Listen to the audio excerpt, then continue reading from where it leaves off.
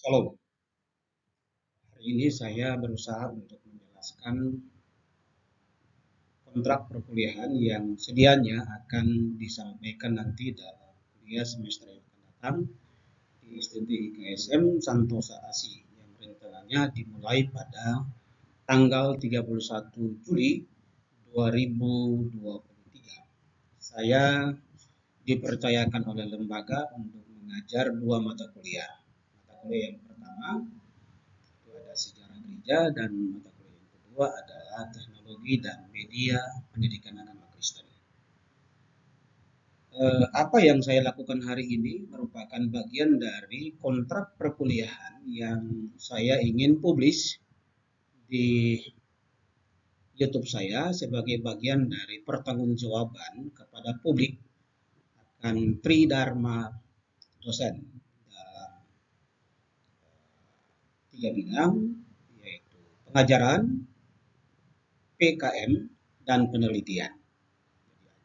Pengajaran atau pendidikan, kemudian ada penelitian dan pengabdian kepada masyarakat. Bagian ini merupakan bidang dari pendidikan. Ya, jadi ada 16 kali pertemuan atau 16 kali kuliah dan itu saya sudah sebutkan di awal. Artinya mahasiswa harus mengikuti 16 kali pertemuan. Itu secara standar itu demikian, 16 kali pertemuan. Sekarang kita masuk di dalam bagian dari kontrak perkuliahan. Mata kuliah teknologi dan media pendidikan agama Kristen. Untuk pengertian dari kontrak perkuliahan akan saya sampaikan kemudian di dalam kelas ketika berjumpa dengan mahasiswa. Tentu ada definisi tentang kontrak perkuliahan. Apa yang dimaksud dengan kontrak perkuliahan? Kita harus mampu membuat sebuah definisi, sehingga definisi itu tidak bergantung pada definisi, entah itu definisi Kamus Besar Bahasa Indonesia atau definisi orang lain. Jadi boleh kita mengambil itu, tetapi kita mesti punya kemampuan untuk memiliki apa yang disebut dengan definisi konseptual dan definisi operasional. Ini memang tidak mudah untuk mendefinisikan istilah-istilah yang kita pakai. Misalnya istilah yang saya pakai di sini adalah kontrak dan perkuliahan. Jadi apa yang saya maksudkan dengan kontrak perkuliahan akan saya sampaikan kemudian. Intinya nanti bahwa dalam akhir dari penyampaian kontrak ini ada kesepakatan yang harus diambil dan ada tanda tangan baik perwakilan mahasiswa maupun dosen.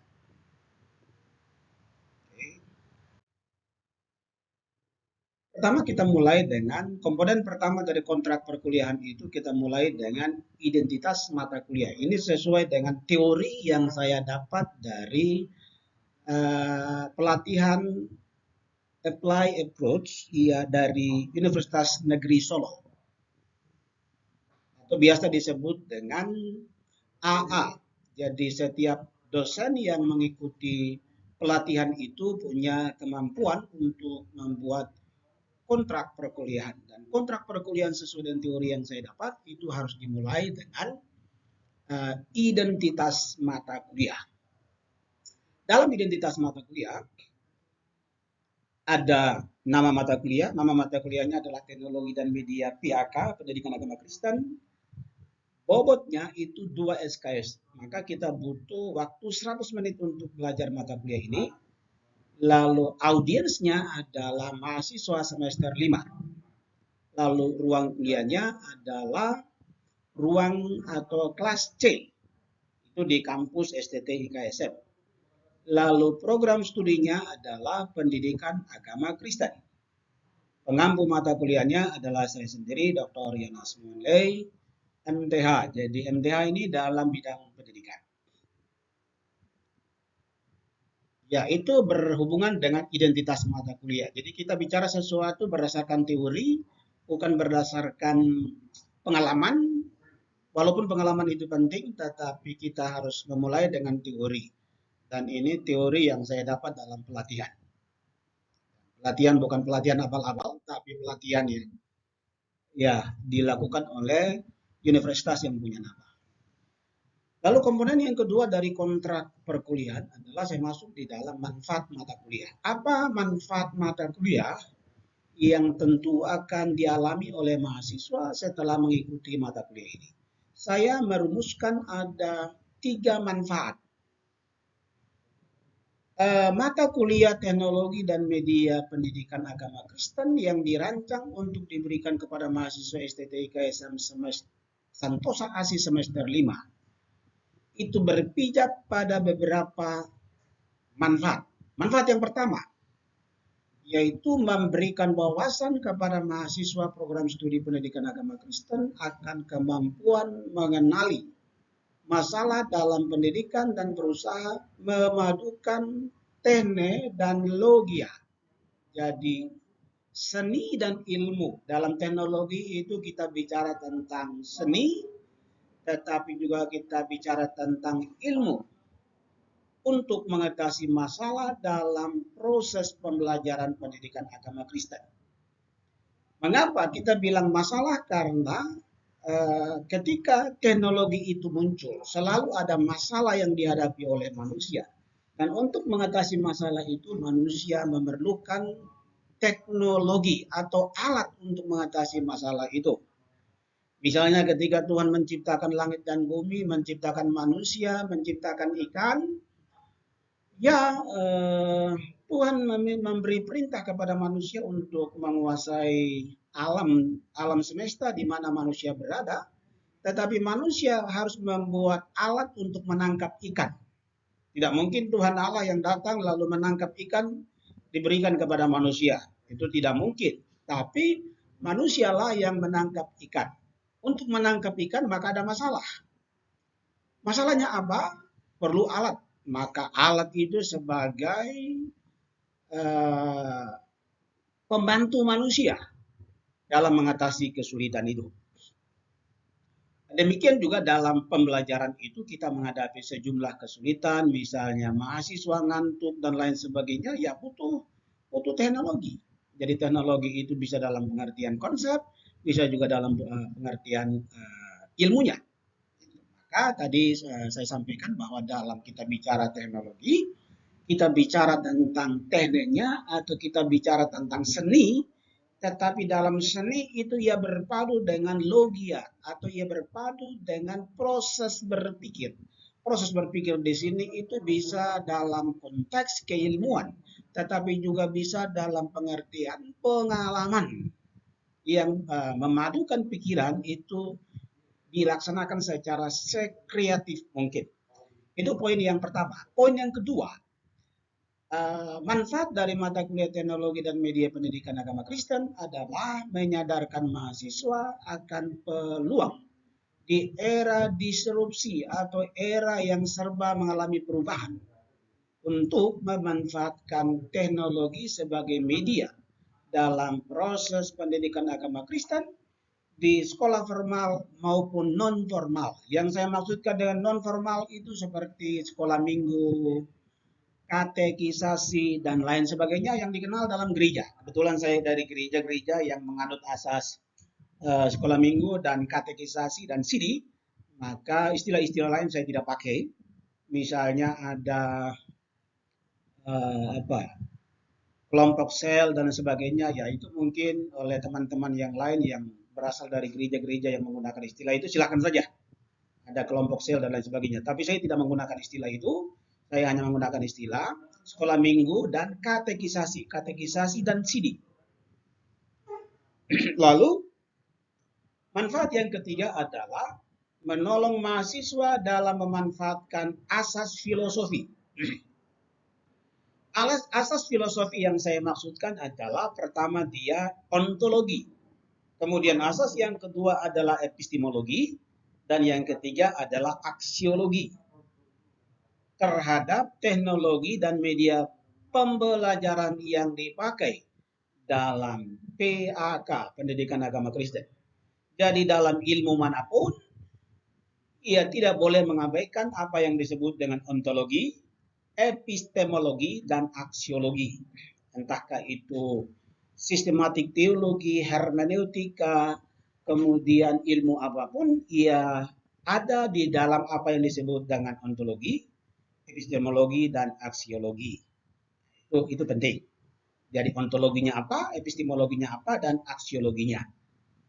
Itulah sebabnya kita mencoba mengenakan ontologi, epistemologi, dan aksiologi dalam mata kuliah teknologi dan media. Jadi teknologi dan media itu mau dipertimbangkan dalam aspek ontologinya, kemudian aspek epistemologinya, dan aksiologi. Kontrak komponen kontrak yang ketiga adalah deskripsi mata kuliah. Deskripsi mata kuliah ini merupakan penjelasan tentang pokok-pokok yang diberi. Tapi dalam bagian ini, untuk materi yang disampaikan, itu nanti saya sampaikan dalam RPS, khususnya dalam tujuan yang akan dicapai, maka di sini hanya penjelasan bersifat umum. Jadi penjelasannya demikian. Melalui mata kuliah teknologi dan media pendidikan agama Kristen, mahasiswa SDT IKSM Santosa ASI semester 5 tahun ajaran 2023 dan 2024 mempelajari sejumlah teori di sekitar teknologi pendidikan, media pendidikan yang selanjutnya diimplementasikan dalam proses pembelajaran pendidikan agama Kristen. Artinya apa? Teknologi dan media itu ilmu umum yang mesti dipelajari kemudian diterapkan dalam pendidikan agama Kristen. Dalam kaitan itu kita nanti bicara tentang implementasi. Oleh karena itu saya menggunakan kata selanjutnya diimplementasikan dalam proses pembelajaran pendidikan agama Kristen. Teori yang saya maksudkan dalam deskripsi ini dapat dilihat dalam RPS. Selain teori, mahasiswa juga mengimplementasikan teknologi yang sesuai dengan pendidikan agama Kristen. Dengan demikian, pokok-pokok dan sub-pokok kajian teknologi dan media sengaja tidak dimasukkan dalam deskripsi. Intinya, mata kuliah teknologi dan media melengkapi mahasiswa baik dari sisi teori maupun praktik selama kuliah yang berlangsung 16 kali pertemuan. Itu deskripsi mata kuliah. Itu sebagai komponen yang ketiga dari kontrak perkuliahan. Jadi lagi-lagi saya sampaikan bahwa ini teorinya begitu. Lalu komponen yang keempat adalah organisasi, kira-kira begitu organisasi. Atau di sini saya buat capaian pembelajaran mata kuliah atau CPMK. Ada peta konsep, bisa juga disebut peta konsep perkuliahan, teknologi, dan media PAK. Rumusannya, CPMK Teknologi dan Media PAK, yaitu mahasiswa STT IKSM Santosa ASI semester 5 sebagai audiens mampu menjelaskan dan menerapkan teori teknologi dan media pendidikan agama Kristen sebagai rumusan dari behavior atau kompetensi yang diharapkan setelah mengikuti perkuliahan selama 16 kali pertemuan. Itu kondisinya, lalu secara tepat dan benar itu degree. Saya lupa mencantumkan dalam kurung D. Jadi rumusan tujuan itu harus mengandung unsur audience, behavior, condition, dan degree. Itu baru rumusan tujuan. Oke. Lalu organisasi materi kuliah. Dalam organisasi mata kuliah ini tentu materi diorganisir dalam 3 elemen. Elemen yang pertama pendahuluan, elemen yang kedua adalah pembahasan. Tentu dalam pembahasan itu adalah membahas tentang materi-materi. Materi-materi itu dibahas dari yang sulit, yang sederhana, yang sederhana sampai kepada yang rumit. Lalu bagian terakhir adalah penutup. Itu secara organisasi materi kuliah. Oke. Tujuan atau kemampuan akhir yang diharapkan dalam mata kuliah ini. Di semester ini saya menerapkan sebuah semangat yang bagi saya semangat baru yang saya dapat dalam dunia pendidikan, dan itu memberi dorongan gairah kepada saya untuk mengajar.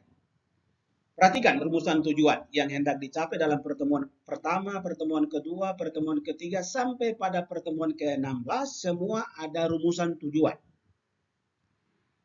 Pertama, itu penjelasan tentang RPS, kontrak, dan seterusnya. Lalu apa tujuannya? Tujuannya perhatikan secara baik, yaitu mahasiswa STT IKSM Santosa ASI menyetujui, semester 5 maksudnya ya, mahasiswa STT IKSM Santosa ASI semester 5, menyetujui kontrak perkuliahan sebagaimana yang ada dalam RPS. Jadi perhatikan secara baik, kalau sudah disetujui, maka Anda tidak boleh mengubahnya, atau saya tidak boleh mengubahnya karena itu merupakan kesepakatan bersama. Itulah yang disebut dengan kontrak. Anda sudah mulai memahami apa yang dimaksud dengan kontrak.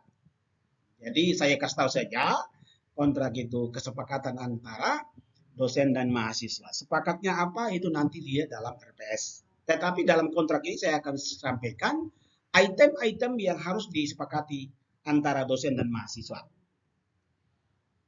Tujuan yang kedua, tujuan atau kemampuan akhir yang diharapkan dalam pertemuan yang kedua adalah mahasiswa STT IKSM Santosa ASI semester 5 sebagai audiens mampu menjelaskan hakikat teknologi dan teknologi pembelajaran sebagai behaviornya, lalu kondisinya adalah setelah selesai mengikuti pertemuan kedua, lalu degree-nya adalah secara baik dan benar. Itu yang menarik bagi saya dalam merumuskan tujuan dengan menggunakan format A, B, C, D.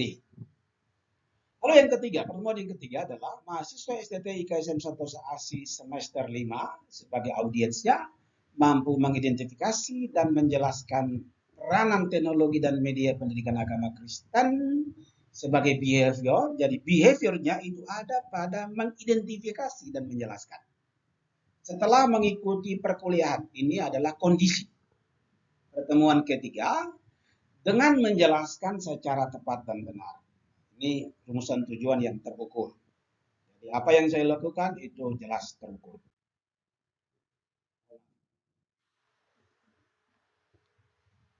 Ya, itu saya salah pencet, dia lompatan, jadi mau kembalikan.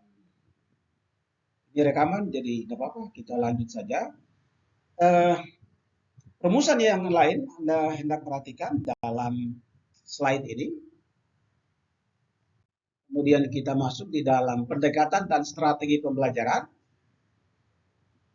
Pendekatan dan strategi pembelajaran teknologi dan media pembelajaran yakni berpusat kepada mahasiswa. Jadi mahasiswa yang menjadi sentral dari proses pembelajaran, bukan dosen. Dosen berperan sebagai mediator atau sebagai fasilitator. Para mahasiswa, peran dosen memberi penjelasan atau ceramah seperlunya dan interaksi belajar ada pada mahasiswa.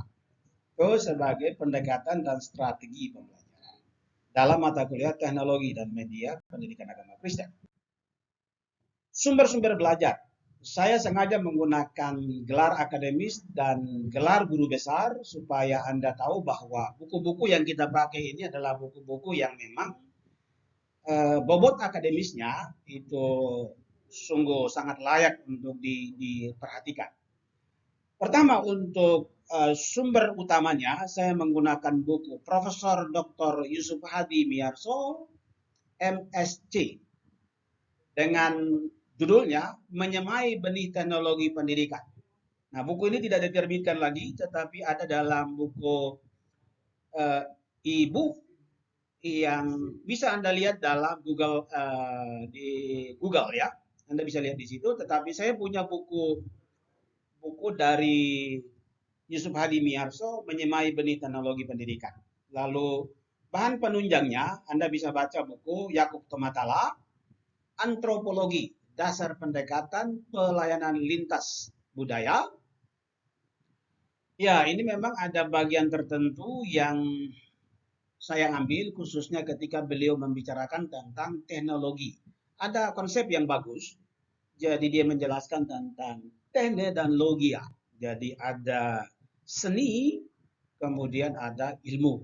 Jadi perhatikan, misalnya orang menanam itu kalau memotong kayu kemudian menjadikan sebagai alat untuk menanam itu setiap orang itu berbeda-beda dalam meruncing itu.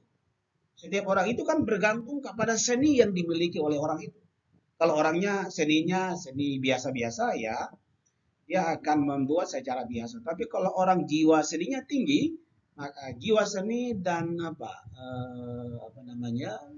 hitung-hitungannya itu matang, maka dia akan membuat secara baik.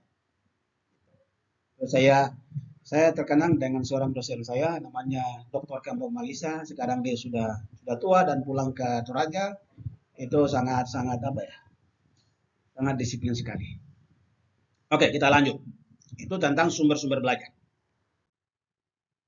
Penilaian dan kriteria pembelajaran, ya ada A sampai E. Kalau E itu berarti pulang kampung, tidak lulus, begitu ya. Nanti Anda bisa belajar atau penonton YouTube saya bisa membacanya, begitu ya. Jadi mengapa ini saya rekam, kemudian saya publikasikan di YouTube? Karena di YouTube saya ada Tridharma perguruan tinggi yang di dalamnya ada mengajar, meneliti, mengabdi, dan mengembangkan hobi. Kalau mengembangkan hobi itu ya saya pulang kantor, saya isi waktu luang saya untuk misalnya membuat menanam mangga dari bijinya, kemudian kurma, pokoknya banyak yang bisa saya kerjakan dalam mengisi waktu-waktu luang saya.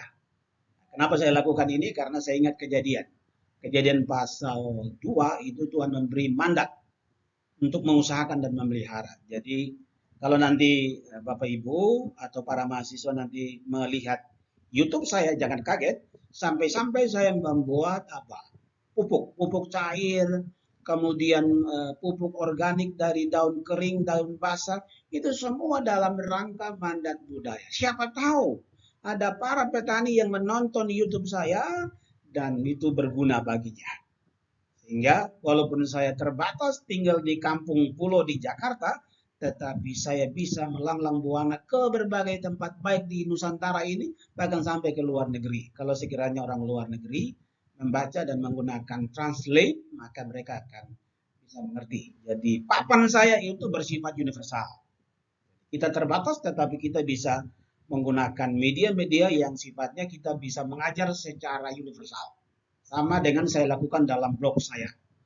Blog saya itu pengikutnya itu dari mana-mana termasuk dari Belanda dan dari Amerika dan juga tempat-tempat lain. Tentunya mereka mungkin orang-orang Indonesia yang tinggal di sana. Misalnya mereka yang mengikuti studi di Belanda, studi di Amerika dalam bidang studi pendidikan agama Kristen atau teologi, mereka sering baca blog saya. Dari mana saya tahu? Dari statistik. Oke, oleh karena itu saya semangati diri saya untuk membuat YouTube dalam rangka publikasi karya saya. Tapi saya akan terbatas menyampaikan karena juga ada predator-predator. Ada orang-orang yang mengambil karya orang kemudian menerbitkan menjadi buku dan juga mengurus hakinya. Nah, ini orang-orang yang tidak baik ini.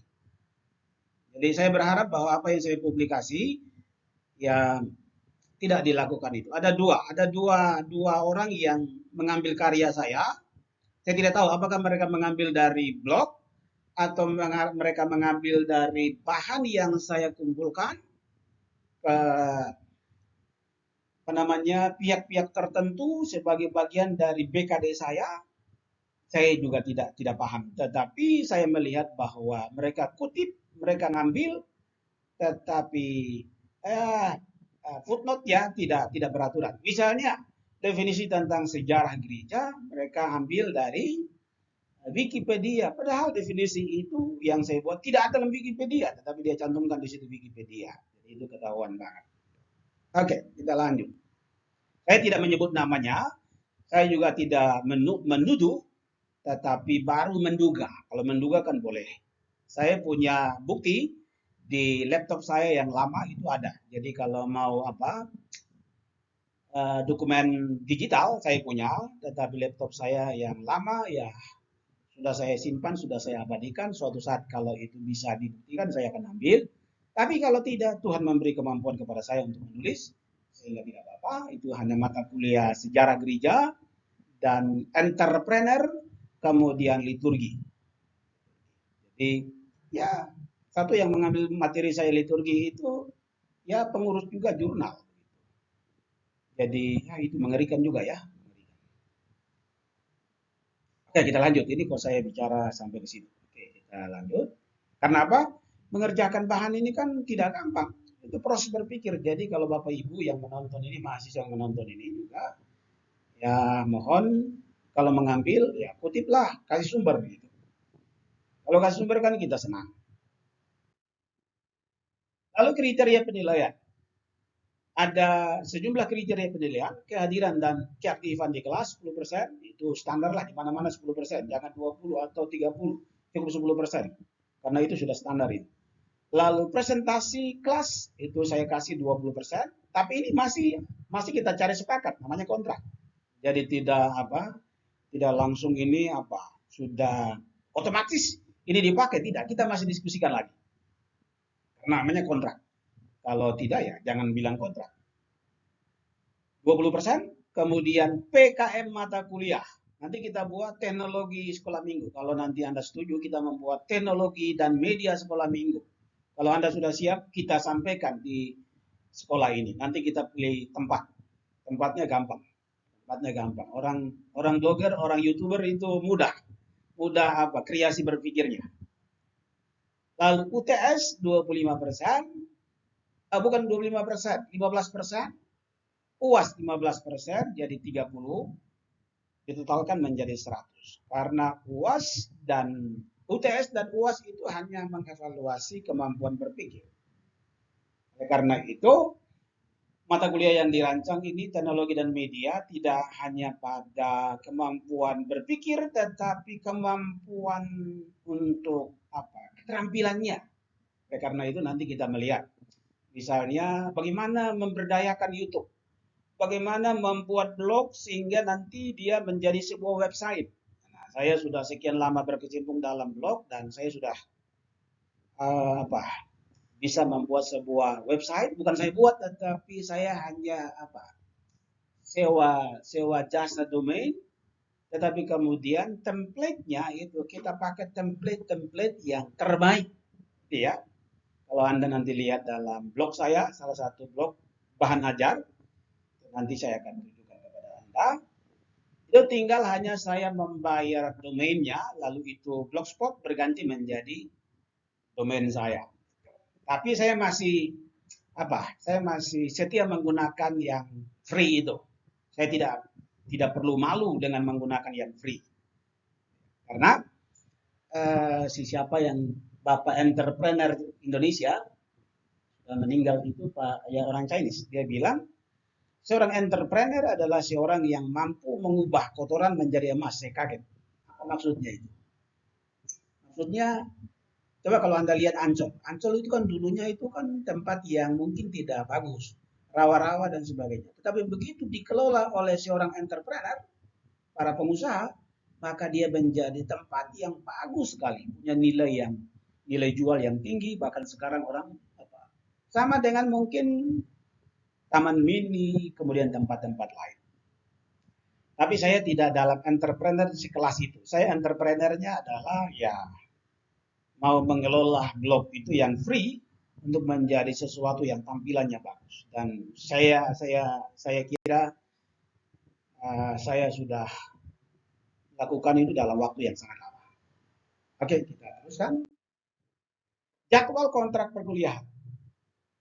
Pertemuan ke-1 sampai ke-8, lalu 9 sampai 16 dengan Jadwal sebagaimana yang saya sudah rinci, ada perkenalan, penjelasan, kontrak perkuliahan teknologi dan media, peta konsep mata kuliah, kemudian terakhir RPS. Pertemuan kedua, hakikat teknologi dan teknologi pembelajaran.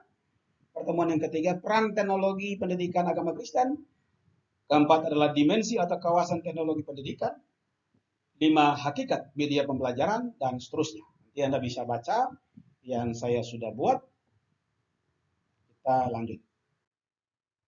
Nah, ini masih kosong, pertemuan 9, 10, 16 itu saya masih kosong karena saya tidak mengisi secara penuh. Karena itu tadi, ada yang hanya tinggal copy paste sehingga pikirannya itu tidak berkembang.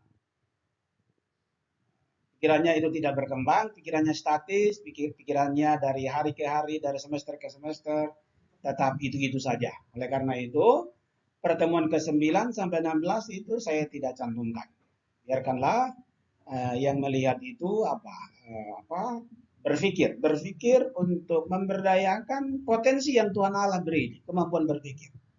Semakin Anda berpikir, maka kreasi itu semakin muncul. Maka saya bersyukur kenal blog, kemudian YouTube. YouTube ini saya baru mulai dalam beberapa tahun belakangan inilah. Saya terdorong juga oleh teman saya namanya siapa di sini Pak Enos. Pak Enos itu juga seorang YouTuber, ya. Jadi dia YouTube-nya adalah bagus juga, saya tidak usah sebutkan. Tapi itu menarik dan saya YouTube-nya itu sekarang saya lebih banyak konsentrasi untuk umum dulu. Nanti setelah itu baru saya masuk ke postingan-postingan atau upload video yang berkenaan dengan mengajar. Seperti yang saya lakukan sekarang. Dengan harapan bahwa saya terbatas pergi, tetapi YouTube saya itu bisa pergi kemana-mana. Itu. Jadi ilmu itu kita harus tetapi juga ilmu yang full juga, yaitu mental kita itu mental, ya kadang juga ada tidak baiknya juga. Tapi pasti dan itu tadi saya sudah jelaskan ya, saya tidak usah ulang-ulang lagi. Oke, nanti setelah ini saya akan upload di YouTube saya. Jadi saya bersyukur bahwa punya laptop dan bisa langsung rekam. Kalau laptop yang dulu nggak bisa, tapi sekarang ini bisa rekam langsung. Jadi itu luar biasa. Jadi ada proses, ada masa-masa susah, tapi juga ada masa-masa senang. Itu memang dalam sejarah perkembangan gereja begitu. Masa-masa di mana orang Kristen mengalami derita, tapi ada masa-masa di mana orang Kristen mengalami sebuah kebahagiaan ketika tahun 313 dan 380. Itu saya kadang belajar nilai sejarah. Lanjut. Hasil kontrak perkuliahan. Ini sudah terakhir. Hari ini tanggal, saya taruh situ titik-titik. Karena akan saya sepakati itu pada waktu saya pertemuan pertama dengan para mahasiswa. Sehingga saya buat di sini. Hari ini tanggal titik-titik, bulan titik-titik, tahun titik-titik. Dosen dan mahasiswa menyetujui kontrak pembelajaran teknologi dan media PAK. Bila ada yang melanggar kontrak perkuliahan, maka ada sanksi. Nah, intinya ada di situ, kontrak ini ada di situ, sanksi. Jadi kalau misalnya ada yang melanggar, maka ada sanksi. Ketika kontrak ini disetujui, maka koordinator semester, saya tidak pakai kelas, karena itu ke sekolah formal seperti SD, SMP, SMA. Saya pakai istilah koordinator semester, supaya lebih meningkat lagi, bukan ketua kelas, tetapi koordinator semester. Lalu saya sebagai dosen, kalau mahasiswa nanti setuju, kita tanda tangan bersama. Nah, ini yang disebut dengan kontrak perkuliahan atau kontrak pembelajaran. Puji Tuhan bahwa saya tidak secara kebetulan mengikuti pelatihan Apply Approach dari Universitas Negeri Solo. Tuhan Yesus memberkati.